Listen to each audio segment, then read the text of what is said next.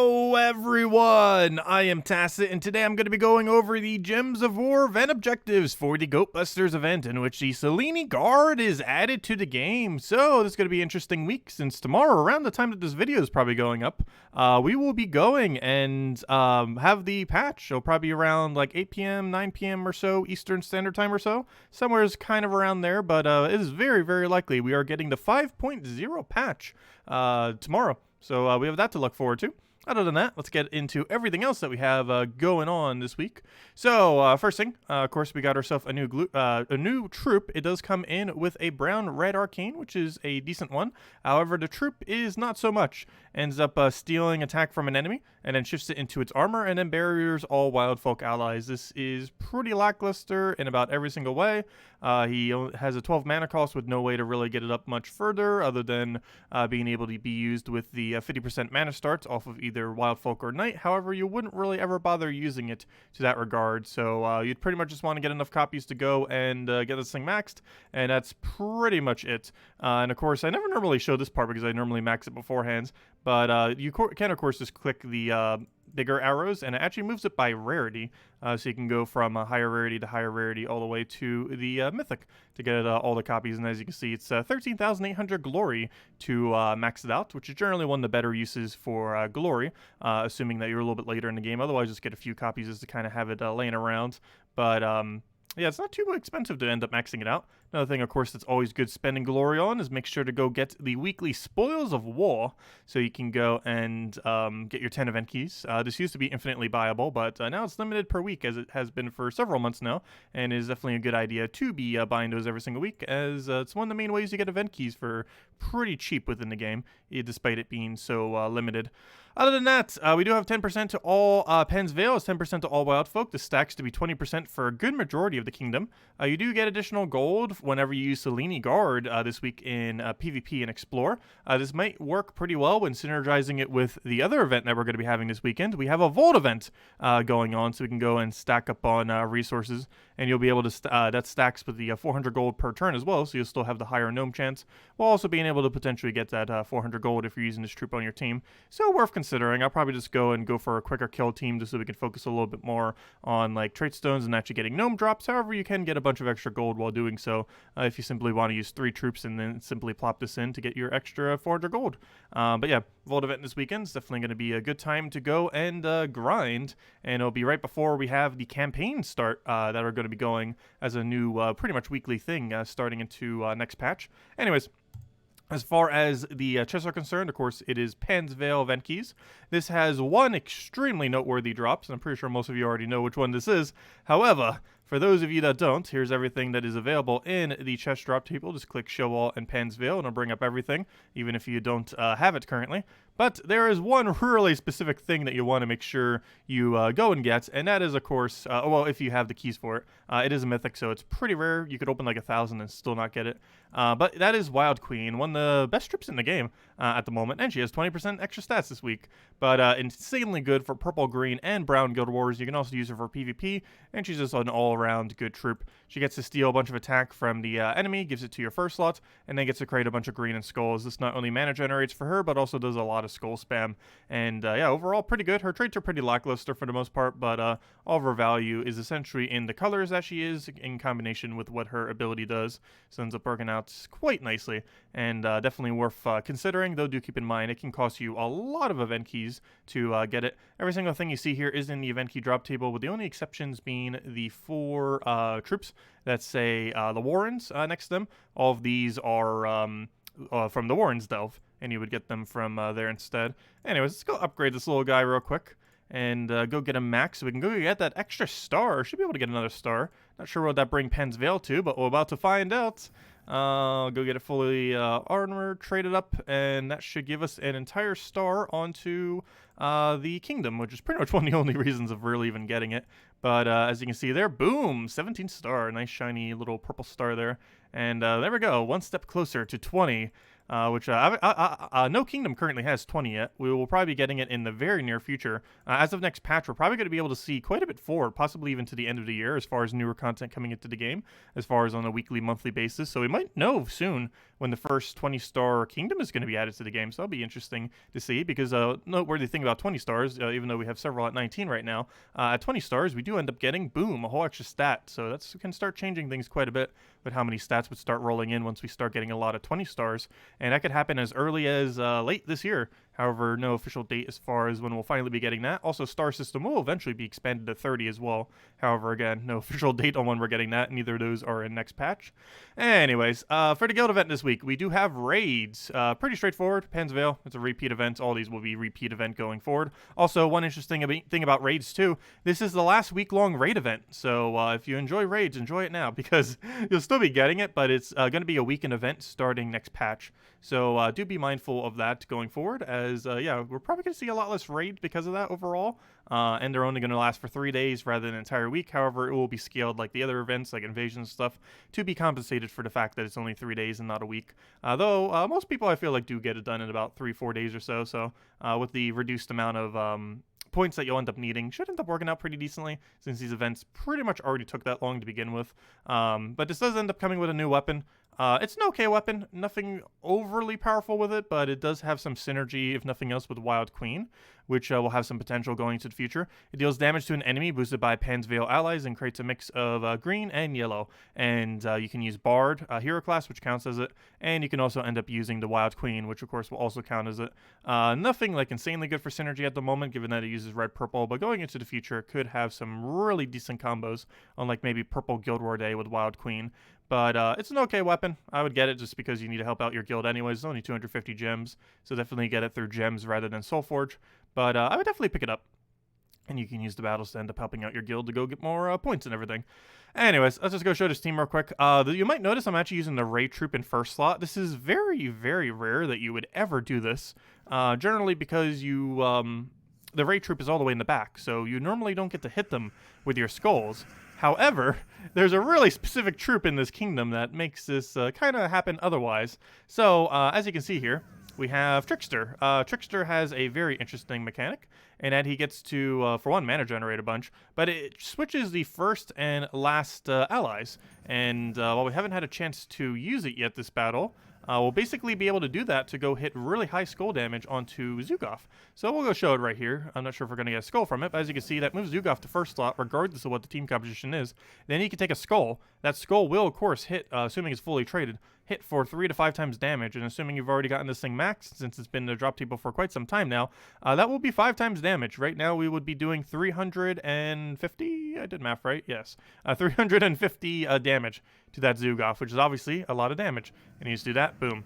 And alternatively, you can also use Earth's Fury to scale this up quite exponentially as far as how much extra damage you end up getting from it. So you do Earth's Fury, that gives you even more attack, and you kind of just go from there. Obviously, we're still at a little bit of a lower stats right now, but as you go deeper, you would use the Earth's Fury to scale up with. Unfortunately, there isn't a replacement for Earth's Fury. I do show a team. Actually, I might as well go show that team right now. Probably mention again at the end, but the cheaper raid team just uses Mang and doesn't actually use the Caprinicus up front. But that's still your best alternative. Otherwise, is, you know, use a Mang instead of a Earth's Fury if you happen to not have a Earth's Fury, and then you can just make the rest of the team cheaper with other alternatives like a Siren, which is just a rare. You could even double up on Trickster if you really wanted to. But anyways, next thing, let's go over the things that we have going on. So tomorrow, we have ourselves the event for City of Thieves. City of Thieves is a pretty noteworthy delve in that it is by far the best value delve to farm in the entire game. If you are deliberately keeping your City of Thieves at level 20, which if you currently have it at level 20, keep it at level 20 forever, because it is so broken how good the loot is from there. But if you are keeping it at level 20 or very low level in general, make sure not to do this event, because if you go further than 20, it will permanently be increased. So yeah, don't do that. Be very, very careful with the events. if you are keeping it at 20. Otherwise, good time to go farm it up. If you already got it past that point and you just want to do a bunch more battles to get the really good value that this faction has, feel free to do so. The main reason why this place is so high value is there are 3 treasure rooms, all 1 room away, and it's really easy to get a Cedric off of one of them. Its multiplier value is also one of the highest, if not the highest, of any delve in the game on top of that fact as well. So it ends up stacking up to be a lot of loot very quickly. You can also run the quick kill Rowanne team and a few other pretty decent builds like Truffle and stuff like that. So there's a pretty wide range of good teams that work there as well. So overall, just insanely good value delve, and good idea to keep it at 20 forever if you currently still have it at 20. Otherwise, good day to go farm it tomorrow. Anyways, we got the Wild Folk pet coming in on Wednesday. This is something that's already existed for a while, but I'll be able to get more copies of it. Thursday, we have Bard. Bard is a little underwhelming, unfortunately. There's very few instances you'd ever really bother bringing it out. It doesn't really have enough unique aspects, I feel, to be able to justify using it compared to other things. It is pretty good with yellow synergies, but there's normally better options as far as hero classes are concerned, or even just completely different troops. And overall, it's just not really used, even though it does have some small amount of potential. Overall, just claim the EXP for it. Definitely not something I would bother going out of your way to max. And as I mentioned, this Friday, we're going to be having the Vault event, and technically tomorrow, most likely, we will be getting the patch of 5.0, and we'll have a bunch of stuff to go over with that, of course. Anyways, as far as Soulforge this week, we have ourselves Arachne Weaver and Ketras the Bull. So these are 2 pretty good options. The more noteworthy one's probably Ketras the Bull this week, for the main reason that it's really versatile. It's honestly probably one of the first 5 crafts I would go for within the game, as far as first 5 mythics to get, mainly because it has a very, very versatile kit in that it has, it bypasses Submerge, it has a boost ratio for upscaling in various content, and just overall has a really high concentration of damage compared to most options, and ways to actually hit them where other things can't. The normal premise of this is you use something like Yasmine's Pride, which is available this week. So this main synergy thing for him is actually available, which is amazing, since you can get both Ketras the Bull and the synergy option for him all in 1 week, which is pretty cool. But yeah, he deals splash damage, which is 50% to the 2 adjacents to the target. So he does 100% to whatever he targets, 50% to the 2 adjacents. The way you normally use him is you target 2nd slot, you target 4th slot, you take a skull, and you win the battle. That is pretty much the premise of how Ketras the Bull goes down. You use something like Yasmine's Pride to boost ratio him up, since he gets additional damage for every 2 HP he has. So you just do that to upscale, and he can upscale to any piece of content, even delves all the way at 500. So it ends up working out really well for that. I feel like I use it more so for Tower of Doom, though, just because it's a little bit safer for Tower of Doom, because if he dies in a delve, you're kind of out of luck. Whereas if you die with it in a Tower of Doom, it's a lot less consequential to the battle. Though with Yasmine's Pride, that normally doesn't happen. But anyways, still insanely good, has boost ratio, has really high damage. I'm not sure if it beats out Infernus in early game, but it definitely scales way better to late game than an Infernus does. So overall, really great pickup to get. So definitely worth considering. Other than that, Arachne Weaver is available. Arachne Weaver is primarily used in 2 types of teams. It's either used with Orb Weaver or with like a 50% elf start team, because they did change it when it was released to an elf. So it does have that synergy with other elves.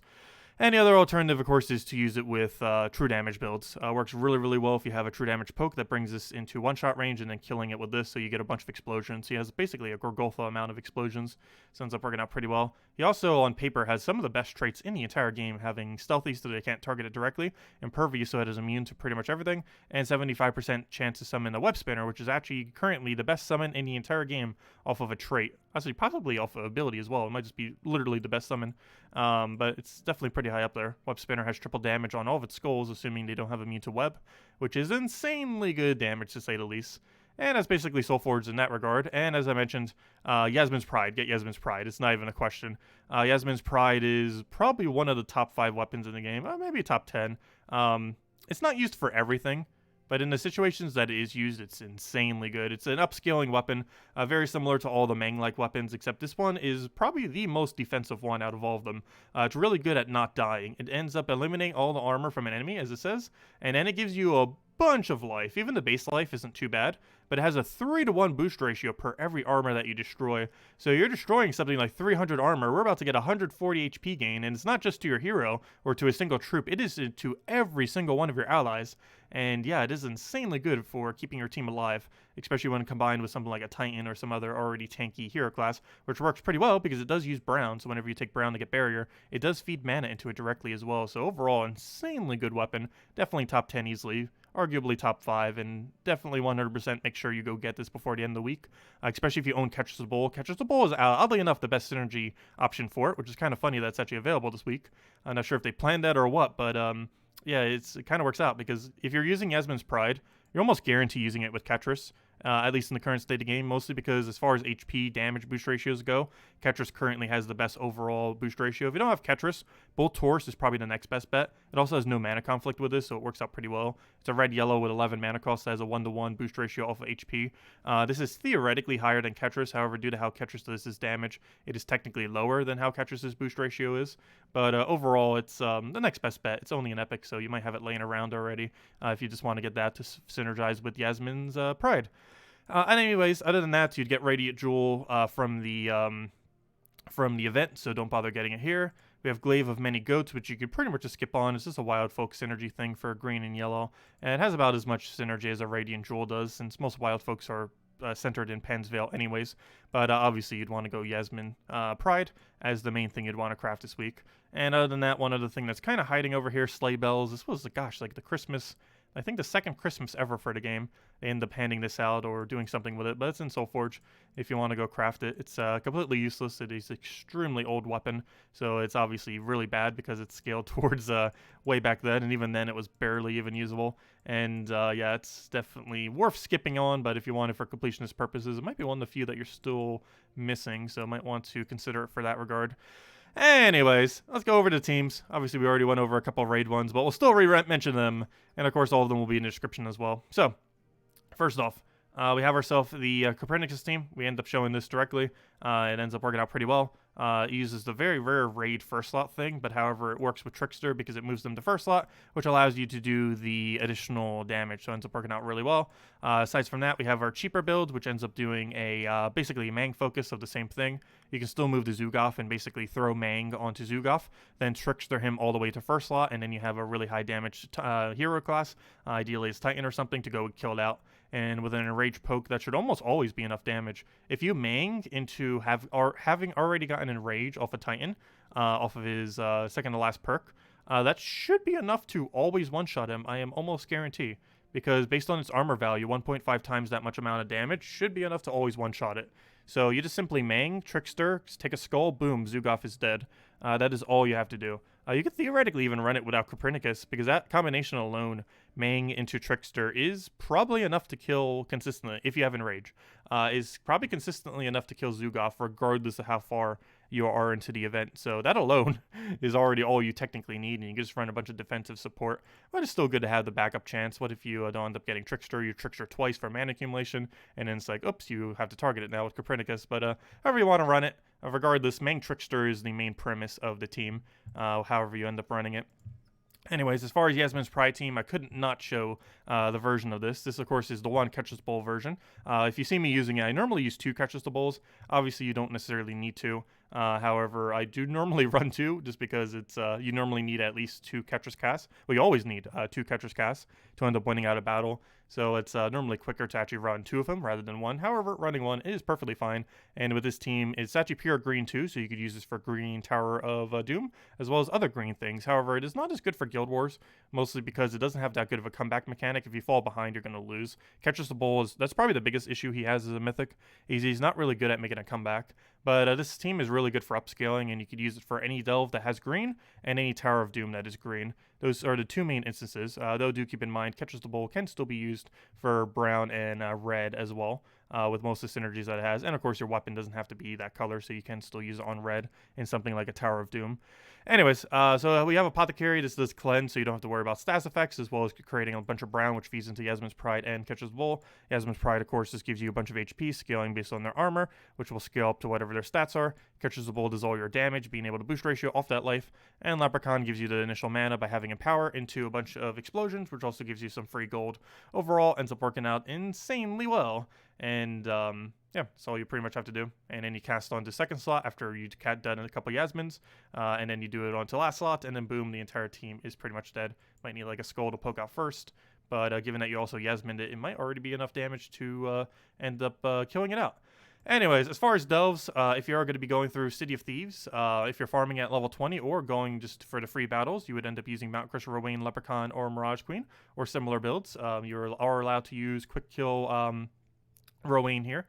Its restrictions are blue and purple, if I'm not mistaken. So obviously this team is allowed to be used because your weapon can be whatever color. And if you want to scale this up a little bit further, you can use Urskea's Shield instead of Mountain Crusher, which will allow you to scale upwards whenever you end up using it. Other than that, for going all the way through, we do have access to blue, so of course truffles, why not, might as well. A couple different variants that you can do of this, but any standard truffle team can get you and carry you all the way through the entirety of the delve. And for pure faction, you do double a legend, street thief, and tome raider. There are a couple other ways that you can end up doing this, like with a single legend kind of build. But the basic premise is you want to have 3 of these, or 1 of each of these going into the final battle. As long as you have 1 of each of these going into the final battle, you should be good to go. And that's one of the reasons for kind of running double King of Thieves, is if one dies, you don't really need to worry about it. Whereas otherwise, if one dies, you might end up losing your sigil and not be able to complete out the delve. But King of Thieves ends up increasing its stats over time, so you can kind of buff up that way. You have Street Thief, which will steal the enemy's gold, which is really important on the first and final battle, particularly the final battle, because this whole delve is very, very heavily premised on gold-related mechanics. And because it is so heavy into gold-related mechanics, you're going to need a gold counter, and this counters out gold pretty effectively, so you can counter their gold before they counter you. Ends up working out nice. And other than that, you have a Skull Spammer, which will synergize pretty well with the fact that this gains additional stats, including attack, which you can then do Skull Spam into that to get even better value from the attack gains that you were doing.